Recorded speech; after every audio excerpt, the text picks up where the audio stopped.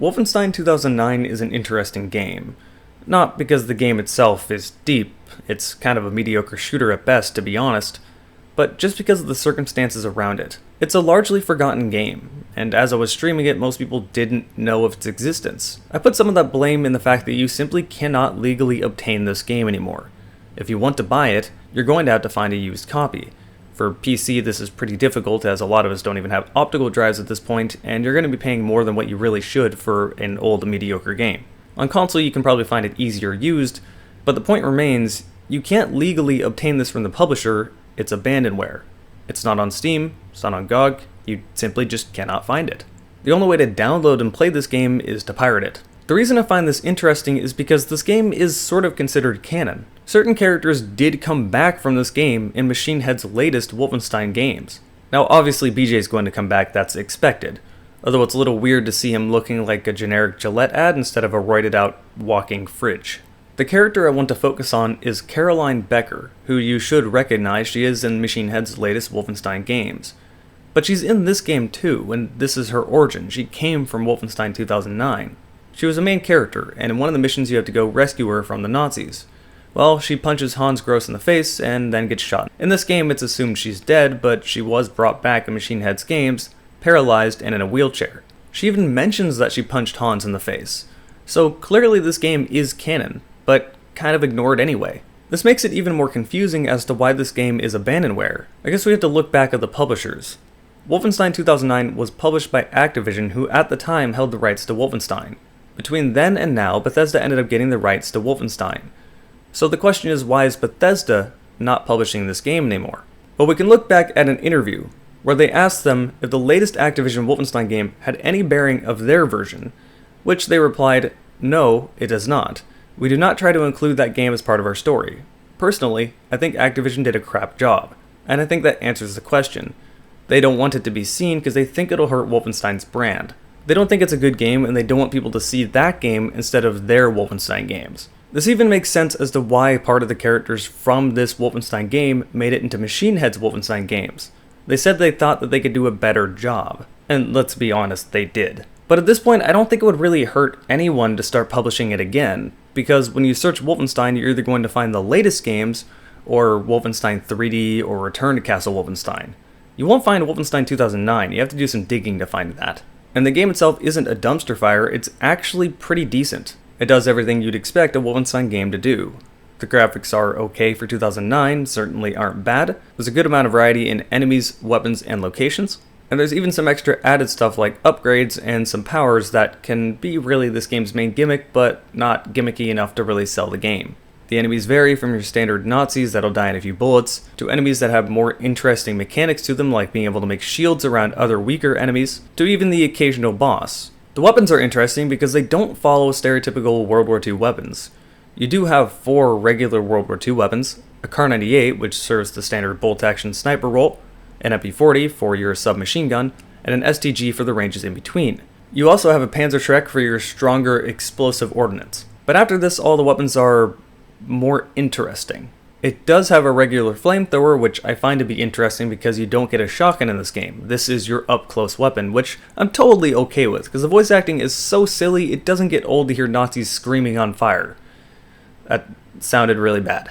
But the rest of the weapons are things like an energy particle weapon, or a Tesla gun, or a BFG ripoff. And to add to this, these weapons all have upgrades that are pretty useful. These upgrades do have to be unlocked, so this stops the player from being too powerful too soon and then getting bored at the game. I don't necessarily like how they are unlocked, as it requires you scouring throughout the map and finding intel, which will then unlock the unlock that you can actually buy, if that made sense. I would have been happier if you could just buy these after you complete a certain mission, but I mean, this isn't too bad and it's not too hard to find the intel. Currency is the same exact thing. You find gold throughout the map, that gives you money, and you'll also occasionally get gold by just beating missions, so you will get upgrades sooner or later. All this sounds like standard Wolfenstein affair, and it kind of is, but the one thing I have not talked about is the Veil. Very early on in the game, you get a medallion that allows you to pass into the Veil. When you're seeing everything look all blue and green, that's me entering the Veil. You'll be spending more of the game than not in this dimension.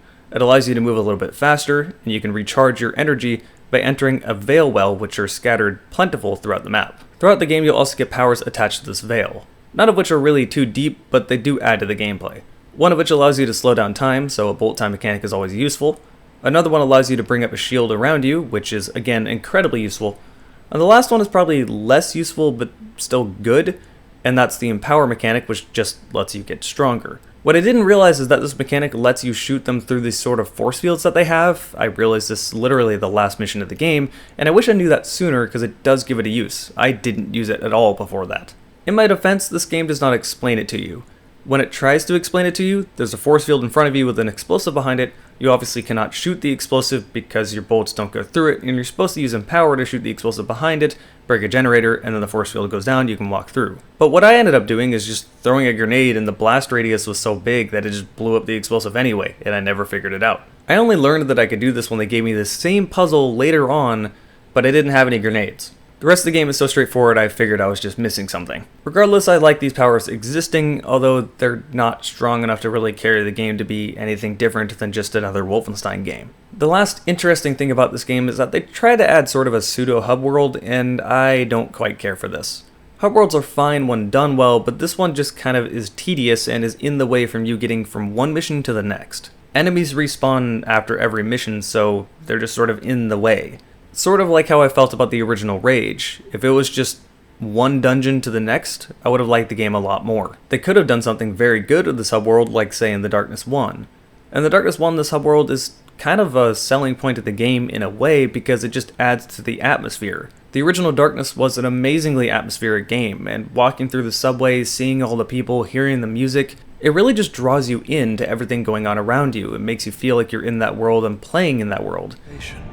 I'm trying to find my brother, Ernie. I think he went down that way. You see Ernie DeVore, you tell him his brother Mitch is waiting for him. You tell him to get his sorry ass back here.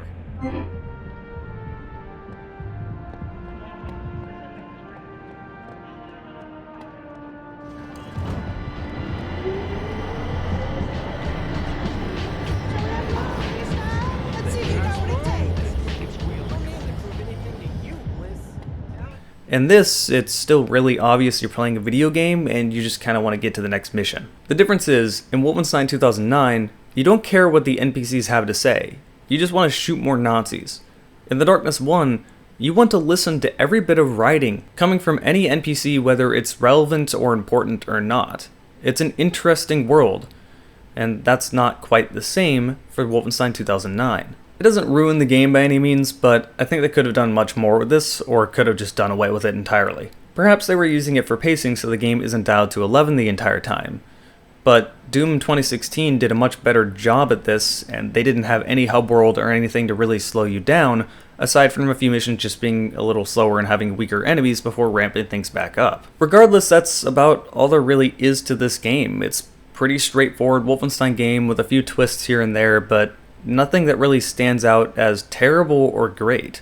And it makes it sort of difficult to put a rating on it, because if I had to give a score to it, I would say probably a 7 out of 10, standard mediocre game. But that's misleading, because yeah, it's a mediocre game, but it's the top of mediocre games. Like, it's a very solid 7 out of 10. And I have no better way to say that.